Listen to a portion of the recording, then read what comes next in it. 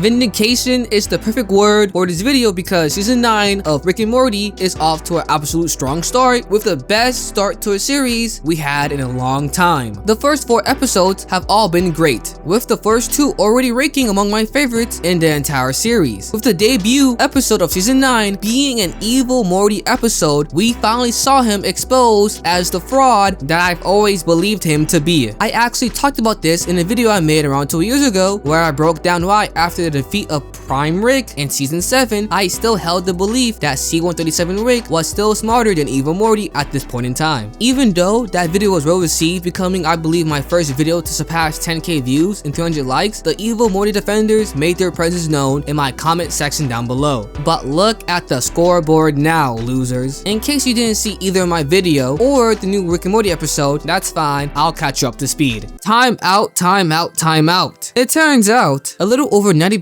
of y'all are actually not subscribed to the channel. Either if this is your first time watching me or have already seen a couple of my videos, if you like the content I put out, you should definitely subscribe. Now with that out the way, let's get back to the video. So if you didn't want to watch my Evil Morty video, that's fine. I'll give you a quick refresher. After Rick's backstory was revealed in season 5 episode 10, Rick Mariah Jack, years of build up and teasing finally paid off as we witnessed Rick's so-called crybaby backstory. It turns out that fake memory we saw back in season 3 episode 1, the Rick Saint Redemption, wasn't entirely false. There were some small differences, but overall events remained the same. On the verge of discovering teleportation, Rick Prime approached our Rick, C-137, with an offer to give him the technology to achieve interdimensional travel. However, our Rick declined, which infuriated Rick Prime and led to him killing their beloved wife, Diane. Peep how I said their wife, because Rick Prime didn't only kill Rick's version of Diane, he actually killed her across every single infinite parallel dimensions. This tragedy sent C-137 down the path of revenge, being determined to kill as many other Ricks as necessary in pursuit of the one who murdered their wife. In doing so, Rick Prime effectively took away the family that Rick never got the chance to fully love, a family that most other Ricks had and willingly choose to abandon. This relentless chase eventually led C-137 down the road of depression, nihilism, and self-destructive behavior, creating the version of Rick we've become so familiar with throughout the entire series. With Rick Prime being the ultimate catalyst to how Rick is now, Rick viewed him as his nemesis, a man he would spend his entire life hunting down, killing no matter what, even if it was the last thing he ever did. Rick was determined to make Rick Prime pay for what he had taken from him, with his pursuit finally coming to an end in season 7 episode 5 on Mort Ricken. C-137, with the help of Evil Morty and Morty Prime, was finally able to kill Prime Rick with his bare hands. As he did so, Rick Prime laughed maniacally as he was getting brutally killed by C-137. The reason I bring this up is because after that episode aired, the main takeaway for many fans was that Evil Morty carried that fight, in which I totally disagree with. Many people pointed the fact that Evil Morty landed the crucial blow that ultimately allowed Rick to finally kill Rick Prime. However, that's something I personally never agreed with. But I understand, Evil Morty as a concept is one of the best aspects of the show that the fans want to explore more. Someone like Morty being able to reach the same level as a Rick, with season 1 establishing that the whole purpose of a Morty is to act like a neural camouflage masking a Rick's high intelligence. So of course, Evil Morty intending to pull one over on Rick Prime, a man that our Rick had repeatedly failed to kill time and time again, was impressive. But even back then, I noticed that the context of how the fight played out matters. For one, Rick was the main one primarily fighting Rick Prime for the majority of the battle, meaning most of Prime's attention was focused on him. And 2, Evil Morty needed Prime Morty, Rick's Prime original Morty, to serve as a distraction to lower his guard. If this was a true 1v1 between Rick Prime fighting either of them, it will be a low to mid diff. And as for a real 1v1 between Evil Morty and C-137, while I do admit Evil Morty had the upper hand when it comes to keeping score between the two of them, and how Evil Morty was able to track down C-137, hacking his portal gun, and trapping him in the citadel of Rick's to where Space Beth had to come out and rescue him and Morty, he did so while being discreet and intentionally avoiding being detected. With our Rick not acknowledging him, you could falsely get the impression that Evil Morty was in control, but I don't see it in that way. I was more impressed by Rick's other adventures, where he often tries to simply change or escape any conflicts he's in knowingly. And to wrap this portion of the video up, to put it simply, Evil Morty is probably smarter than the average Rick, but C-137 is anything but an average Rick. He was acknowledged by Rick Prime, who was regarded by C-137 as the real deal and the worst of all of us. Rick Prime Prime also praises him since they were the only two Ricks to have independently created portal travel. If you want more of an in-depth breakdown on this topic, you should check out my Evil Morty video, but for now, let's talk about Season 9, Episode 1, There's Something About Morty. The episode starts by revealing that since we last saw him, Evil Morty has taken the blueprint for Rick Prime's Omega device, a machine capable of erasing anyone or anything across infinity, even beyond that of the central finite curve. Since then, Evil Morty has essentially been blackmailing Rick into doing whatever he wants, including helping him protect the central finite curve from any outside threats. Why does Evil Morty care about the well-being of the curve when his original goal was essentially to leave and be left alone? Well, it seems that in previous seasons, particularly in Season 7, Episode 5, Unmoored Rickon, even after escaping the curve, he's somehow still connected to it for one particular reason or another. Another possible explanation is that any threat powerful enough to endanger the curve is also a threat to him. Because of that, this is one of those situations where he has to put aside his differences and work with Rick out of pure self-interest. What I like is that we're finally getting to see what's beyond the central finite curve. Ever since the concept was properly introduced, the community have been asking one